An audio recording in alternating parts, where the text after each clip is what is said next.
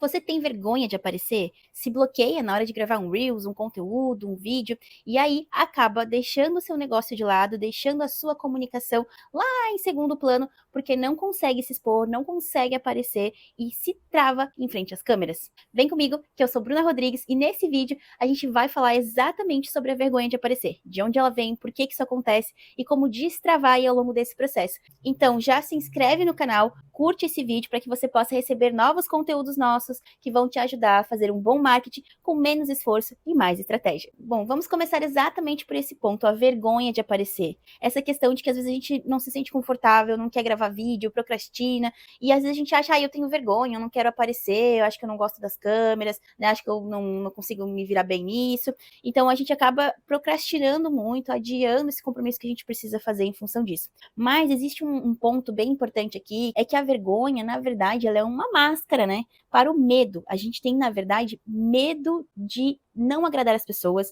medo de não ser reconhecido, medo de que a gente fale alguma coisa que não conversa com o que outras pessoas pensam e a gente seja criticado. Ou seja, a gente tem medo ou de não agradar, não atender uma expectativa, ou até mesmo de ser rejeitado, né? De alguma forma, aquilo que a gente fala não ser o que a pessoa concorda e a gente acabar sempre achando que o outro tem uma opinião melhor que a nossa. Então veja que é muito mais além do que dar vergonha, simplesmente, do vídeo, é o medo que a gente tem internamente de alguma forma não conseguir ser reconhecido ou ser visto por aquilo. E aí o que a gente faz? A gente adia, a gente não faz em função disso. Então quando a gente toma consciência disso, desse medo, é um primeiro passo para que a gente consiga, ok, entender que esse medo, ele é real, ele é ilusório, de onde que ele vem, né? Para que a gente consiga então desbloquear internamente essas questões e entender que esse é só um pedaço de você, é uma parte de você que está aqui se colocando um tempo, uma disposição para produzir um conteúdo para o seu cliente, para a pessoa que está ali do outro lado da tela e que vai aprender com você e que vai também usufruir desse teu conhecimento de alguma forma. E uma coisa que pode te ajudar já desde agora a desbloquear esse medo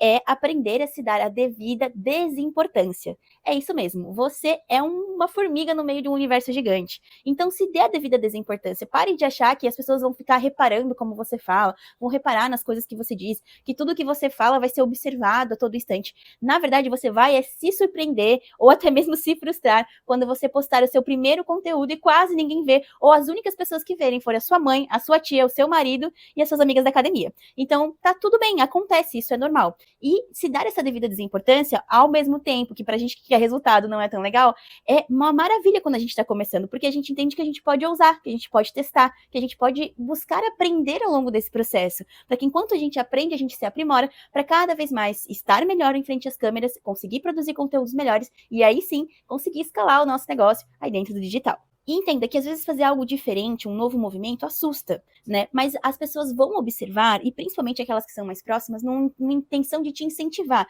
porque você está fazendo um movimento diferente. Muitas vezes as pessoas que vêm nos observar quando a gente começa a fazer um movimento de produção de conteúdo, ou vem pelo amor, ou vem pelo ódio, mas vem pelo fato de que ela também não consegue fazer, porque ela também não consegue se expor, porque ela também tem travas internas que a impede de colocar aí o rosto na câmera. Então veja que esse seu passo em direção à produção de conteúdo, ele tem sim uma visibilidade muito positiva, que vem muito de encontro com essa questão da ousadia, da coragem de fazer diferente. Então, ao mesmo tempo que você tem que dosar o fato de que sim, o mundo não vai parar porque você começou a produzir conteúdo, as pessoas à sua volta vão observar, vão perceber, e que isso sim vai te aproximar aí de potenciais clientes, de novas relações, de pessoas que estão aí também querendo se desenvolver dentro desse sentido. Olha só, um minuto, o que é um minuto na vida da pessoa? Quase nada. Então, quando a gente está começando a produzir conteúdo, a gente tem que meio que soltar um pouco, relaxar um pouco, confiar de que a gente está aprendendo. Porque o seu primeiro vídeo não vai sair perfeito, ele não vai ser o seu melhor vídeo, e isso é fato. O meu primeiro vídeo não foi o meu melhor vídeo. E tá tudo bem, porque isso faz parte do nosso processo. Uma coisa que pode te ajudar na produção de conteúdo é se sentir confortável com a pauta que você vai trazer. Porque a gente tem que cuidar com essas pautas que são muito polêmicas, né? Que são muito virais. Porque às vezes a gente tem esse medo do hate, esse medo de ser bloqueado, criticado, né? Enfim, sofrer alguma coisa nesse sentido. Mas isso só vai acontecer se você direto, de cara, cair com postagens que vão, de fato, performar muito além do esperado, que vão gerar polarizações dentro das redes sociais. Se você pegar pautas que são dentro do seu universo, do seu nicho, que são perguntas comuns da sua audiência, coisas que o seu público pergunta, pergunta, dos teus clientes que te visitam, que já fazem parte do seu dia a dia, com certeza a chance disso acontecer vai ser muito pequena, porque você vai estar respondendo as dúvidas da sua audiência que estão relacionadas ao seu convívio, que estão relacionadas ao seu dia a dia.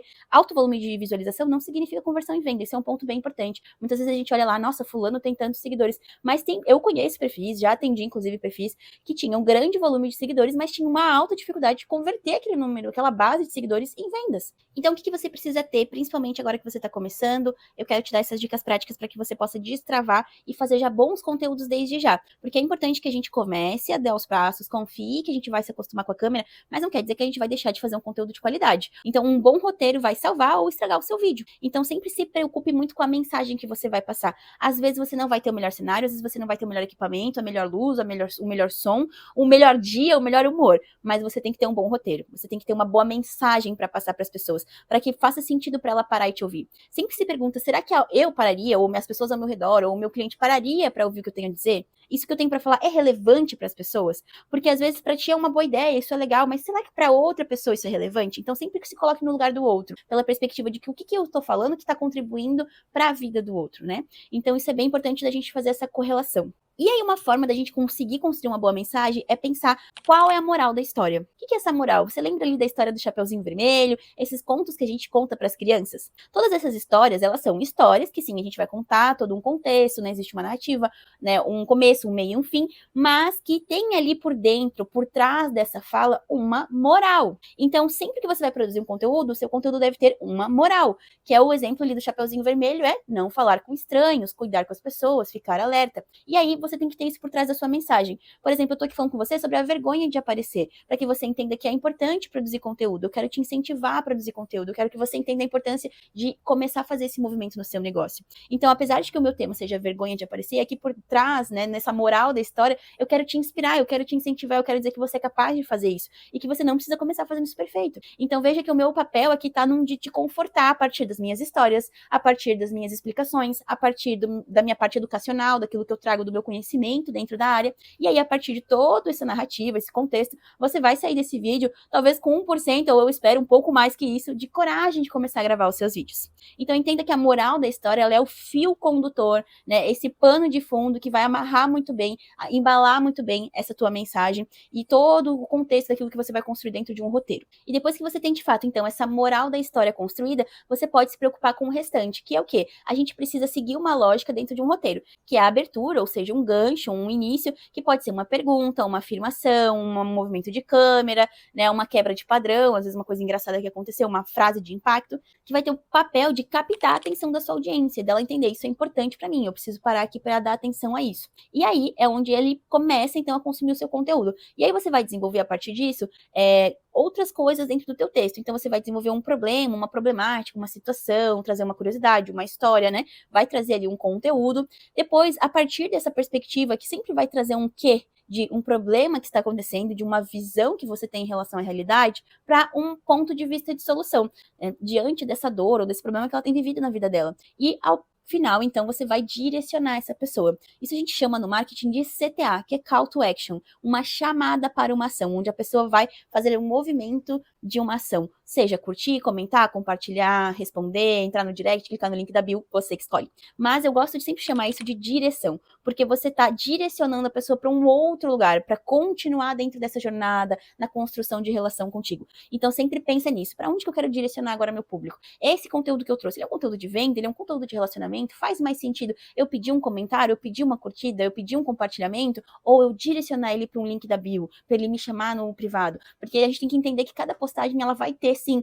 um tom diferente, um quê diferente, e principalmente quando a gente olha num calendário dentro de uma estratégia, ela vai ter sim uma função diferente, em cada postagem vai ter uma função diferente para fazer esse jogo todo se encaixar muito bem e conseguir tirar resultados. Outro ponto que eu quero trazer aqui para você é que você não está produzindo conteúdo à toa, né? Que você tem uma intenção por detrás disso. Então, às vezes, a nossa motivação não vai ser agradar o outro. Quando a gente troca esse medo que a gente comentou ali no início de agradar o outro, de ser odiado, de ser rejeitado, de ter uma opinião adversa, por entender a nossa real motivação, a nossa motivação interna de vender mais, de crescer, de prosperar, de dar uma vida melhor para nossa família, de conseguir viver a vida desfrutar da vida que a gente deseja desfrutar, a gente começa a colocar a gente em primeiro lugar, entender as nossas motivações e a partir disso conseguir então se colocar à disposição para tomar essa ação que muitas vezes a gente não toma por causa dos outros. Entenda que o digital é a sua melhor oportunidade para construir autoridade, relacionamento, conexão e conseguir a partir disso então vender melhor com mais facilidade o seu serviço, porque a gente compra de quem a gente confia. Você já comprou alguma vez